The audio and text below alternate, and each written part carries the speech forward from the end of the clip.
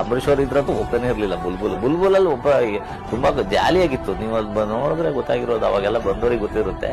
ಮಧ್ಯಾಹ್ನ ಟೈಮು ಒಂದು ಚೌಲ್ಟ್ರಿ ತರ ಫೀಲ್ ಆಗೋದಲ್ಲಿ ಎಲ್ಲ ಊಟ, ನಾನ್ ವೆಜ್ ಊಟಗಳು, ವೆಜ್ ಊಟಗಳು, ಅಂಬರೀಶ್ ಅವ್ರ ಫ್ರೆಂಡ್ಸ್ ಒಂದ್ ಕಡೆ, ದರ್ಶನ್ ಅವ್ರ ಫ್ರೆಂಡ್ಸ್ ಒಂದ್ ಕಡೆ, ನಮ್ ಟೀಮ್ಗಳು ಸಿಕ್ಕಾಬಡೆ ಕ್ರೌಡು, ಜೂನಿಯರ್ಸ್ ಎಲ್ಲ 350-400 ಜನ ಇರೋರು ಒಂದೊಂದು ಸೆಟ್ ಅಲ್ಲಿ. ಒಂದ್ ಮದುವೆ ನಡೀತಿದೆಯೋ ಅನ್ನೋ ಫೀಲ್ ಇರೋದು ಮಧ್ಯಾಹ್ನ. ಬಿಗ್ಗೆಸ್ಟ್ ಸ್ಟಾರ್ ಕಾಸ್ಟ್ ಹೌದು, ಅದರಲ್ಲಿ ಹೌದೌದು ಫ್ಯಾಮಿಲಿ, ಒಂದು ಫ್ಯಾಮಿಲಿ ಮೆಂಬರ್ಸ್ ಅಂತಾನೆ ಸುಮಾರು ಒಂದು 20 ಜನ ಕೇಳಿರೋದು. ಸರ್ ಅಂಬರೀಶ್ ಇರೋ ಜಾಗದಲ್ಲಿ ನಿಮ್ಗೆ ಕಾಮಿಡಿಗೆ ಹ್ಯೂಮರಸ್ಗೆ ಏನು ಕೊರತೆ ಅಂತೂ ಇರೋದಿಲ್ಲ.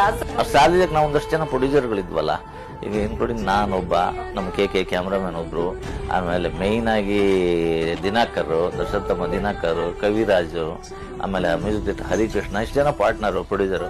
ಬಟ್ ಅದಕ್ಕೆಲ್ಲ ಕಾರಣ ದರ್ಶನೇ. ಯಾಕೆಂದ್ರೆ ಅವರು ನಂದು ಫಸ್ಟ್ ಪಿಕ್ಚರ್ ಪೊರ್ಕಿ ಆದ್ಮೇಲೆ ಈ ಸಿನಿಮಾ ನೀವೇ ಎಲ್ಲರೂ ಟೆಕ್ನಿಷಿಯನ್ ಮಾಡ್ಕೊಂಡು